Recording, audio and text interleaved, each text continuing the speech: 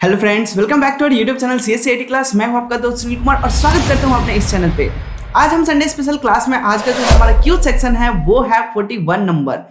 आज हम 41वां cues section को लेकर आए हैं और इसमें हम कंप्यूटर के जीके क्वेश्चन को 10 क्वेश्चन को सॉल्व करने वाले हैं और वो भी ऑब्जेक्टिव विद आंसर के साथ हम यहाँ पे डिस्कस करेंगे। ठीक है, तो इस क्यूज को शुरू करने से पहले अगर आप हमारे चैनल पे पहली बार है तो प्लीज हमारे चैनल को सब्सक्राइब करें एंड बेल आइकन प्रेस करके हमारे साथ जुड़ जाए ताकि जब भी कोई नई वीडियो अपलोड हो नोटिफिकेशन सबसे पहले आपको मिले।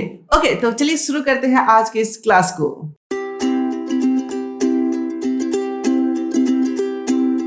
सो गाइस, तो क्यूज शुरू करने से पहले अपने नए व्यूअर्स को रूल्स बताना चाहूंगा और रूल्स बड़ा सिंपल सा है। रूल ये है कि क्वेश्चन देने के बाद आपको 4 ऑप्शन मिलेंगे और उन 4 ऑप्शन देने के बाद आपको 5 सेकंड का समय मिलेगा और उन 5 सेकंड में अपना राइट आंसर चूज करके आपको कमेंट सेक्शन में कमेंट करना होता है। ठीक है, और फाइनली 5 सेकंड के बाद मैं आपको क्या करूंगा, उसका राइट आंसर बताऊंगा। फिर आपको पता चलेगा कि क्या मैंने सही किया और क्या मैंने गलत किया। अगर आपका सही है तो उसको 1 नंबर काउंट करना है, अदरवाइज 0 नंबर काउंट करना है। ओके, तो आई होप कि आपने रूल समझ लिया है। तो चलिए शुरू करते हैं अपने इस क्यूज को। सो गाइस, तो इस क्यूज का पहला क्वेश्चन आपके स्क्रीन पे बहुत ही शानदार तरीके से आ रहा है और यहाँ पे जो क्वेश्चन है वो ये कह रहा है कि डाटा प्रोसेसिंग का अर्थ क्या है। देखो, एक्चुअली हमारा जो कंप्यूटर होता है उसमें बहुत सारे प्रोसेसिंग हो रहे होते हैं, तो इसमें प्रोसेसिंग का मतलब क्या होता है, इसका मीनिंग क्या होता है, ये बेसिकली पूछना चाह रहा है। तो चलिए मैं आपको ऑप्शन देता हूं। पहला ऑप्शन है गणना करना, कैलकुलेशन करना, दैट मीन्स।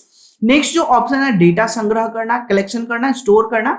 एंड नेक्स्ट जो ऑप्शन है सी नंबर, कंप्यूटर की कार्य प्रणाली, जो कंप्यूटर में काम किया जाता है उसके बारे में बात कर रहा है। एंड लास्ट जो ऑप्शन है वाणिज्यिक उपयोगों के लिए जानकारी तैयार करना, यानी कि जो कैलकुलेशन वाली चीजें होती है उसके लिए आपको क्या करना, डेटा तैयार करना, उसकी इंफॉर्मेशन कलेक्ट करना, क्या ये प्रोसेसिंग का काम है। तो यहाँ पे 4 ऑप्शन दिए जा चुके हैं और इन 4 में आपको राइट आंसर चूज करना है और उम्मीद है कि आप इसको बहुत ही शानदार तरीके से देंगे और आपका समय स्टार्ट होता है अब।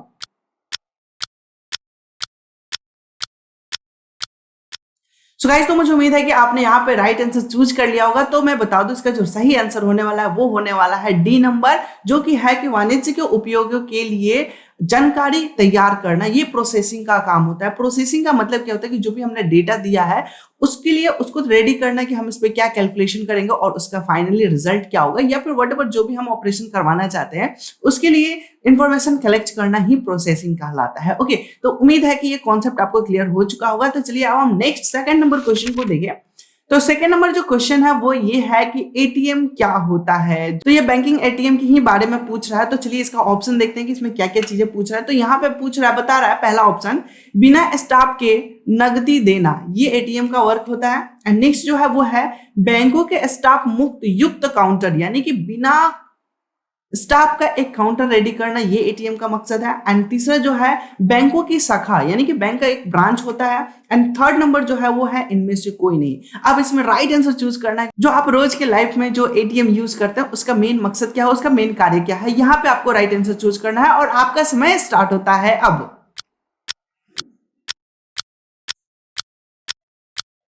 सो गाइस, तो मुझे उम्मीद है कि आपने यहाँ पे राइट आंसर चूज कर लिया होगा। अगर आपने बी नंबर ऑप्शन माना है कि कोई बिना स्टाफ का एक काउंटर रेडी करना, तो ये गलत हो जाएगा। ठीक है, तो यहाँ पे इसका जो राइट आंसर होगा वो होगा ए नंबर, जो कि बिना स्टाफ के नकदी निकालना। एक्चुअली हम एटीएम का जनरली यूज किस लिए करते हैं, तो पैसा निकालने के लिए ही यूज करते हैं, विड्रॉ करने के लिए यूज करते हैं और वहां पे कोई बैंक का कोई स्टाफ नहीं होता। ठीक है, तो एटीएम का ये मेन मकसद होता है कि विदाउट स्टाफ का हम पैसा निकासी कर सके, विड्रॉ कर सके। ओके, तो उम्मीद है कि ये कॉन्सेप्ट आपको क्लियर हो चुका है। तो चलिए अब थर्ड नंबर क्वेश्चन को देखिए। तो थर्ड नंबर यहाँ पे कंप्यूटर से रिलेटेड है। कंप्यूटर प्रोसेस द्वारा इंफॉर्मेशन में परिवर्तित किए जाते हैं। अब यहाँ पे पूछ रहा है कि जो कंप्यूटर में इंफॉर्मेशन रेडी किया जाता है इंफॉर्मेशन, वो किसके मदद से किया जाता है, किसको कन्वर्ट करके हम इंफॉर्मेशन रेडी कर रहे होते हैं। ठीक है, तो चलिए पहला ऑप्शन है इनपुट को कन्वर्ट किया जाता है। ऑप्शन नंबर बी है डेटा, ऑप्शन नंबर सी है नंबर एंड लास्ट ऑप्शन है सभी कथन सत्य हैं, यानी कि ऊपर के ये तीनों के तीनों जितने भी ऑप्शन है, क्या उन सभी को कन्वर्ट करके हम इंफॉर्मेशन बना रहे होते हैं हमारे कंप्यूटर सिस्टम में। तो अब आपको इसमें बताना है कि इसका सही आंसर क्या होगा और आपका समय स्टार्ट होता है अब। सो गाइस, तो मुझे उम्मीद है कि आपने यहाँ पे राइट आंसर चूज कर लिया होगा और आपने कमेंट में बहुत अच्छा कमेंट भी कर रखे होंगे। बहुत सारे लोगों ने कमेंट किया, लेकिन मैं यहाँ पे बता दूं इसका जो सही आंसर होने वाला है वो होने वाला है डेटा है। ओके, तो उम्मीद है कि आपने समझ लिया कि डेटा हम इनपुट करते हैं। इनपुट में हम कुछ भी इनपुट कर सकते हैं, तो जो इनपुट किया जाने वाला डेटा है उस डेटा को ही कन्वर्ट किया जाता है इंफॉर्मेशन में। ओके, तो उम्मीद है कि आप समझ चुके होंगे। अगर कोई डाउट कंफ्यूजन रह जाता है तो आप उसको भी कमेंट सेक्शन में हमसे पूछ सकते हैं। मैं लाइव चैट पे रहूंगा, आप हमें देख सकते हैं, हमें समझ सकते हैं। ठीक है, लाइव चैट में जरूर कमेंट करें। ठीक है, तो चलिए अब हम नेक्स्ट 4th नंबर क्वेश्चन को देखें। तो 4th नंबर क्वेश्चन यहाँ पे पूछ रहा है, एक इलेक्ट्रॉनिक डिवाइस जो डेटा को इंफॉर्मेशन में कन्वर्ट करते हुए प्रोसेस करता है, यानी कि जो प्रोसेसिंग करने वाला जो डिवाइस है उसके बारे में पूछ रहा है, उसका नाम क्या है। सिंपल भाषा में मैंने समझा दिया इस क्वेश्चन को कि जो डेटा को इंफॉर्मेशन में कन्वर्ट करता है उस मशीन का नाम क्या है। ठीक है, तो चलिए हम देखते हैं। पहला जो ऑप्शन है वो है कंप्यूटर। सेकंड जो ऑप्शन है केस। केस क्या होता है? जो आप कैश फाइल मेमोरी में से डिलीट करते हैं ना, मेमोरी का एक पार्ट होता है। ठीक है, कैश मेमोरी जिसको बोलते हैं, तो यहाँ पे केस लिख रहा है। एंड सेकंड नंबर जो है वो है प्रोसेसर। एंड लास्ट जो है इनमें से कोई नहीं। ठीक है, अब आपको बताना है कि क्या कोई है जो कि हमारे डेटा को प्रोसेस करके कन्वर्ट करता है इंफॉर्मेशन में, या फिर इनमें से कोई नहीं है। तो आपको राइट आंसर चूज कर लेना है। ठीक है, तो आपका समय स्टार्ट होता है अब।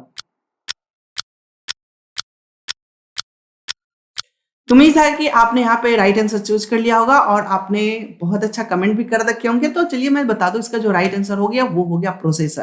यानी कि प्रोसेस करने वाला जो डिवाइस होता है उसको हम क्या कहेंगे? प्रोसेसर। और जो इनपुट करने वाला डिवाइस होता है उसको इनपुट डिवाइस कहेंगे। ठीक है, ऑब्वियसली।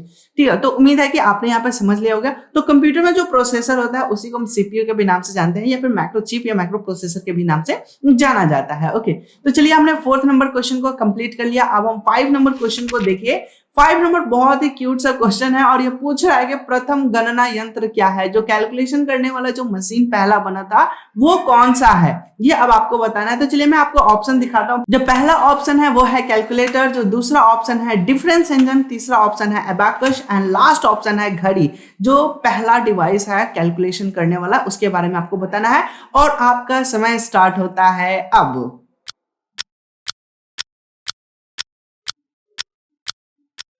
सो गाइस, तो मुझे उम्मीद है कि आप यहाँ पे राइट आंसर चूज कर लिए होंगे और यहाँ इसका जो राइट आंसर हो जाएगा वो हो जाएगा अबकस। ये जो सबसे पहला कैलकुलेशन डिवाइस है, आजकल के जो नर्सरी एलकेजी प्ले बॉय के बच्चे फटाफट फटाफट इसके यूज से क्या कर रहे हैं, तो कैलकुलेशन करना सीख कर जोड़ घटाओ गुना भाग सारे के सारे कैलकुलेशन कर पा रहे हैं और बहुत ही यूं चुटकियों में सॉल्व कर रहे हैं और सीख रहे हैं। और ये हायर एजुकेशन में भी इसको दिया जा रहा है, छोटे छोटे बच्चों को सिखाया जा रहा है। लेकिन यही चीज जो पहले के जमाना में क्या था, एक बड़ा कैलकुलेशन मशीन था, इसी से सारा कैलकुलेशन हुआ करता था। ठीक है, तो आजकल के प्ले बॉय में या फिर अभी जो बच्चे काउंटिंग सीखना चाहते हैं, एडिशन सब्ट्रैक्शन सीखना चाह रहे हैं, उनके लिए भी इसका यूज किया जाता है। अच्छे स्कूलों में इसका यूज किया जाता है। ठीक है, तो उम्मीद है कि ये आपको समझ में आ गया होगा। ठीक है, तो चलिए अब हम 6 नंबर क्वेश्चन को देखें। तो 6 नंबर क्वेश्चन यहाँ पे बता रहा है और ये पंच कार्ड है। ये पंच कार्ड जो होता है फर्स्ट जनरेशन में यूज किया जाता था। तो यहाँ पे पूछ रहा है कि जो पंच कार्ड है इसका आरंभ किसने किया था? तो पहला ऑप्शन यहाँ पे दिया है जैकवर्थ, दूसरा ऑप्शन है पावरस एंड तीसरा ऑप्शन है पास्कल एंड लास्ट ऑप्शन है इनमें से कोई नहीं।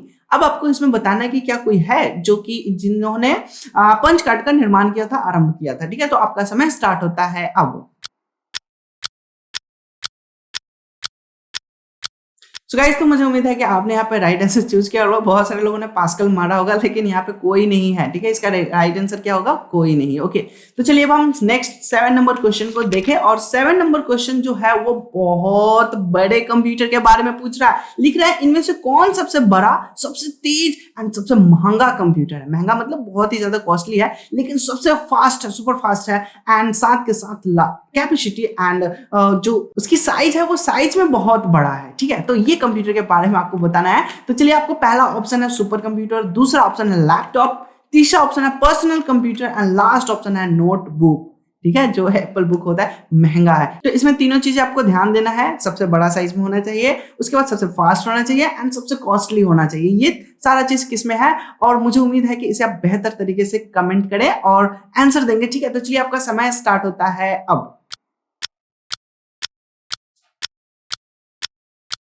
सो गाइस, तो मुझे उम्मीद है कि आपने यहाँ पे बहुत ही खूबसूरत आंसर दिया और लगभग सभी लोगों ने सही आंसर दिया होगा, क्योंकि हम जानते हैं कि हमारे जो सिस्टम है दुनिया है, इसमें सबसे जो बड़ा, महंगा और सबसे फास्ट जो कंप्यूटर है उसको हम बोलते हैं सुपर कंप्यूटर। ठीक है, तो सुपर कंप्यूटर इसका राइट आंसर हो जाएगा और ये बहुत बड़ा है। मैं बता दूं कि हमारे इंडिया में भी परम नाम का सुपर कंप्यूटर है जो कि पुणे में स्थित है। ओके, तो चलिए अब हम 8 नंबर क्वेश्चन को देखें। तो 8 नंबर क्वेश्चन पूछ रहा है, फिर से एक सुपर कंप्यूटर से ही रिलेटेड क्वेश्चन है, जो कि बता रहा है विश्व का सबसे पहला सुपर कंप्यूटर कब बना?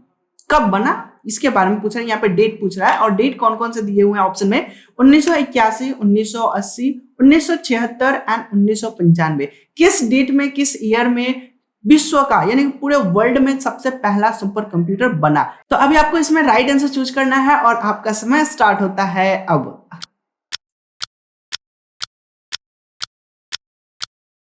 सो गाइस, तो मुझे उम्मीद है कि अब आपने यहाँ पे राइट आंसर चूज कर लिया होगा। तो इसका जो सही आंसर हो जाएगा वो हो जाएगा 1976। 1976 में सबसे पहला सुपर कंप्यूटर का निर्माण हुआ था, वो बना था। ठीक है, अब हम सेकेंड लास्ट क्वेश्चन को देखें। सेकेंड लास्ट क्वेश्चन यानी कि 9 नंबर जो क्वेश्चन है वो बात कर रहा है कि मल्टी प्रोग्रामिंग का प्रयोग किस पीढ़ी के कंप्यूटर से शुरू हुआ था। मैं बता दूं यहाँ पे जो कंप्यूटर का जो जनरेशन है वो 5 फेज में है। 5 जनरेशन अभी चल रहा है और 5 जनरेशन में ये पांचों जनरेशन में वो कौन सा जनरेशन है जिसमें कंप्यूटर में मल्टी प्रोग्रामिंग का उपयोग किया जा रहा था, ये क्वेश्चन है। तो आपको यहाँ पे पहला ऑप्शन है प्रथम पीढ़ी, दूसरा ऑप्शन है द्वितीय पीढ़ी, तीसरा ऑप्शन है तृतीय पीढ़ी एंड लास्ट ऑप्शन है चतुर्थ पीढ़ी यानी कि चौथा जनरेशन, फोर्थ जनरेशन। अब इसमें आपको राइट आंसर चूज करना है कि किस जनरेशन में कंप्यूटर में मल्टी प्रोग्रामिंग का कॉन्सेप्ट आया था। ठीक है, तो आपका समय स्टार्ट होता है अब।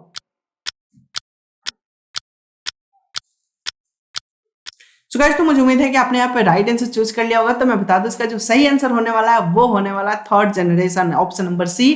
थर्ड जनरेशन में प्रोग्रामिंग एंड बहुत सारे मल्टी प्रोग्रामिंग के कॉन्सेप्ट आने लगे। इवन इसमें आपका ऑपरेटिंग सॉफ्टवेयर डिजाइन होने लगा। ठीक है, तो GUI भी इसी में आया था जिसमें कि हम ग्राफिकल यूजर इंटरफेस कर सकते थे। ठीक है, तब से जाके सारी चीजें चेंजेस होने लगे और फोर्थ जनरेशन में तो क्रांति ही आ गई। ठीक है, अगर जनरेशन वाला टॉपिक आप जानना चाहते हैं, पढ़ना चाहते हैं, तो ऊपर मैं लिंक दे दूंगा, वहां से आपको जनरेशन की सारी बेसिक कॉन्सेप्ट आपका क्लियर हो जाएगा। ठीक है, तो चलिए अब हम लास्ट क्वेश्चन 10 नंबर क्वेश्चन को देखें और 10 नंबर क्वेश्चन यहाँ पे बता रहा है कि भारत में निर्मित प्रथम कंप्यूटर का क्या नाम है। यानी कि हमारे इंडिया में जो पहला कंप्यूटर बना था उस कंप्यूटर का नाम क्या है ये पूछ रहा है। तो मैं आपको ऑप्शन देना चाहूंगा। सबसे पहला है आर्यभट्ट, दूसरा ऑप्शन है सिद्धार्थ, तीसरा ऑप्शन है अशोक एंड लास्ट ऑप्शन है बुद्ध।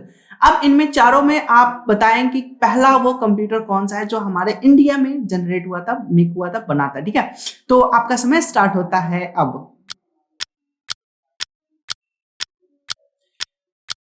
सो गाइस, तो मुझे उम्मीद है कि आप यहाँ पे राइट आंसर चूज कर लिए होंगे। तो इसका जो सही आंसर हो जाएगा वो हो जाएगा ऑप्शन नंबर बी, जिसका नाम है सिद्धार्थ और वो हमारे कंप्यूटर का नाम है और वो इंडिया का पहला प्रथम कंप्यूटर का नाम है। ओके, तो यहां तक हमने 10 क्वेश्चन को सॉल्व कर लिया है। अब बारी है आपकी इवैल्यूएशन की। आपने टोटल कितना नंबर कैलकुलेट किया है, कितना नंबर ऑब्टेन किया है, ये फटाफट काउंट करें और कमेंट सेक्शन में जरूर कमेंट करके हमें बताएं कि आपने टोटल कितना नंबर लगा। और ये क्यूज सेक्शन आपको अच्छा लगा, समझ आया और कुछ नया अच्छा सीखने को मिला तो आप अपने दोस्तों के साथ भी जरूर शेयर करें, स्टेटस पे भी लगाएं एंड फेसबुक, वॉल, इंस्टाग्राम, जहां भी आप सोशल मीडिया यूज करते हैं उन सारे जगह पे फैलाएं ताकि ज्यादा से ज्यादा लोगों तक पहुंच सके। और हाँ, सबसे इंपॉर्टेंट, अगर अभी तक हमारे चैनल के साथ नहीं जुड़े हैं तो प्लीज सब्सक्राइब करें और हमारे साथ जुड़ जाए। धन्यवाद।